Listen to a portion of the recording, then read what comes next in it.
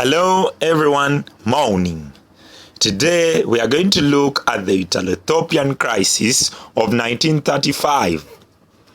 Do not forget to subscribe to this channel and receive more notifications and more videos so that you can improve your history to an A-level grade. We are starting right away.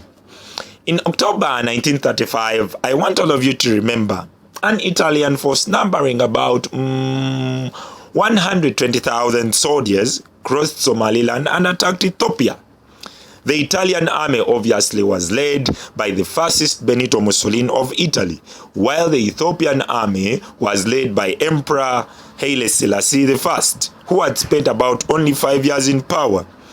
Benito Mussolini's intentions of attacking Ethiopia were mainly to wipe out the scar of Adwa. We shall look at the Battle of Adwa later on in our lesson. So after only 7 months encounter with Haile Selassie's forces, they had been defeated and demoralized. The emperor fled to London, exile. Note, the colonial rule of Italy was very harsh and brutal, forcing Ethiopia into guerrilla warfare. The causes of the Italo-Ethiopian crisis of 1935 to 1941 can be explained as follows. Mussolini's desire to revenge the shameful Battle of Adwa in 1896 led to the crisis. In 1896, it should be remembered, Emperor Menelik II managed to fight forceful Italian occupation and protection that was to be offered to the Ethiopian people.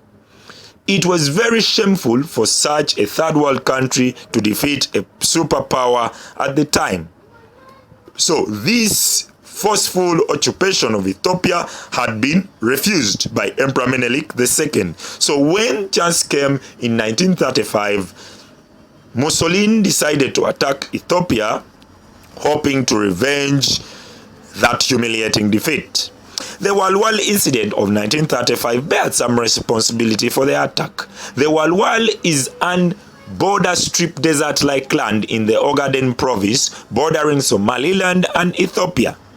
So, Italian troops had forcefully occupied the Walwal strip. The Ethiopian army responded by attacking and causing some losses on the Ethiopian or on the Italian side. Italy demanded for an apology and some compensation. However, Emperor Haile Selassie refused to give compensation for the losses, and the two conditions this caused excuse for the war. The desire by Italy to display of her military might also may have caused the crisis. Italy wanted to show the European powers that even if she had been earlier on defeated at Adwa, she was now a strong power to reckon with. It was well equipped, it had modernized weapons, it had a sizable population, so she attacked Ethiopia to show off her military might, causing the crisis. The crisis was also a continuation of the scramble and partition of Africa. The process of colonizing Africa began in about 1885, after Chancellor Otto von Bismarck convened the Great Berlin Conference. Italy joined the colonial wrestlet whereby productive colonies had been taken.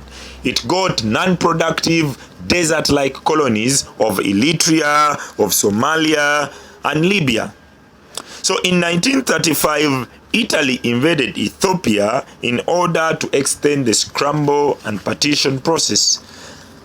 The ambitious nature and character of Benito Mussolini also precipitated the crisis. It should be noted that Benito Mussolini was energetic, powerful, and aggressive. Further still, he was a warmonger. So this character of his believed in solving everything by use of military force and might. This caused the crisis. The rise of power of Benito Mussolini in Italy. Mussolini came to power under the banner of fascism. Fascism believed that stronger states had to control weaker ones. So Mussolini used this Darwinism theory, survival for the fittest, as an excuse for attacking Ethiopia. Italy's coming to the colonial wrestlet also led to the crisis. Italy did not have a lot of interests in acquiring colonies by the time colonialism had started. So by the time she woke up, as the saying goes, late comers eat bones, most of the strategic colonies had been taken by Britain and France. So it found itself with Somalia, Libya, and Eritrea. So it conquered Ethiopia, hoping that Ethiopia was a little bit more productive, which was wrong, obviously. Another one, maybe we can say, the military weakness and disunity in Ethiopia prompted the attack.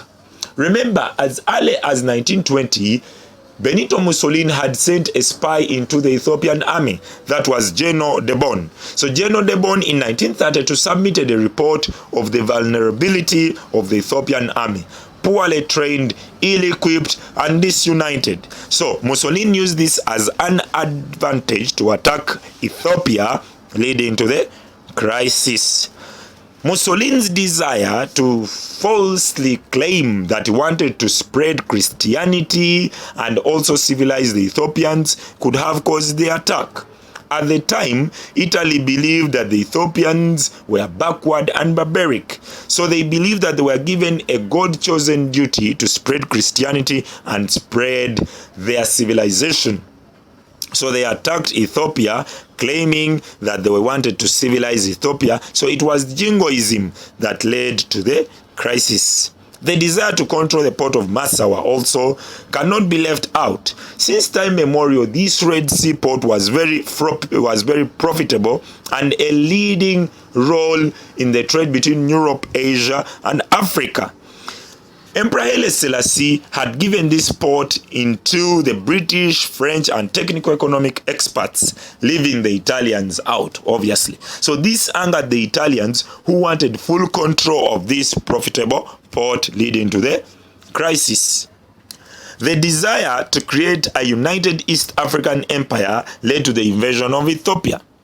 The empire Mussolini believed was to comprise of Somalia, Ethiopia, and Eritrea. So Mussolini had plans of creating a railway crossing through these three countries. However, Haile Selassie opposed the proposal. When he opposed the proposal, what happened? It left no opportunity for Mussolini to expand his colonialistic claims. What did he do? He wanted to remove out Ethiopia or colonize Ethiopia so that he would create this large East African empire. Another one can say the weakness of the League of Nations. The League of Nations failed to stand on its aim of mainly preventing catastrophic wars in world history and also defend the sovereignty of each state. All these countries were members of the League of Nations. However, the League of Nations double standards policy, the League of Nations appeasement policy failed to make a clear-cut goal in stopping the crisis. When the League of Nations put an arms embargo on both of the two countries, remember Italy was already participating in the arms race in Europe. So Italy had weapons, so it frustrated the plans of Ethiopia. So the League of Nations is also blamed for having failed to stop such a catastrophic attacking or catastrophic incident. Another one can say, yes, there are very many factors that led to the Italo-Ethiopian crisis. However, due to limited time, I want each one of you to do more research and try and get some of these points. Join them and create summative points that will help you improve your A grade. There are some other factors. The failure of the Ethiopians maybe to wipe out the Italians in Eritrea, that could be a factor. Another factor can be the economic consideration, could also be a factor. So there are very many factors. However, I want you to do more research and improve your work so that you can become a better person in African nationalism. Don't forget to subscribe to this channel, get more notifications. Hello everyone, morning. Today we are going to look at the Italo-Ethiopian crisis of 1935.